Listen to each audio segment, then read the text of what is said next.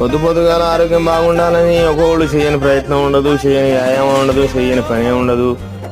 ఇంకా నేనైతే ప్రాణాయామం, యోగా, బ్యాడ్మింటన్ ఆడి ఇంటికి వచ్చి ఆకలి అవుతుందని వేడివేడిగా మంచి క్యారెట్ ఇడ్లీ చేసుకొని దాని మీద కూరగాయ ముక్కలు కట్ చేసి అదే ఇడ్లీ పాత్రలో ఉడకబెట్టుకొని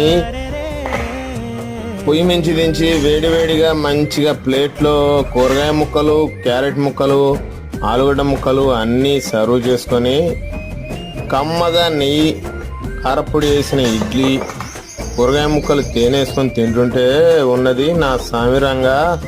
మీరు కూడా ఒకసారి ట్రై చేయండి ఫ్రెండ్స్. ఇలా తింటే ఆరోగ్యానికి మంచిది, టేస్ట్గా బాగుంటుంది, ఆరోగ్యం బాగుంటుంది. కాబట్టి మీరు కూడా ట్రై చేయరు. ఇట్లాంటి వెరైటీ ఆలోచనలు మీ కాడ కూడా ఉంటే జరా షేర్ చేయండి తమ్ముళ్ళు.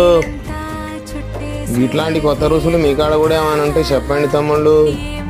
ఓకే మరి ఉంటా, బై బాయ్.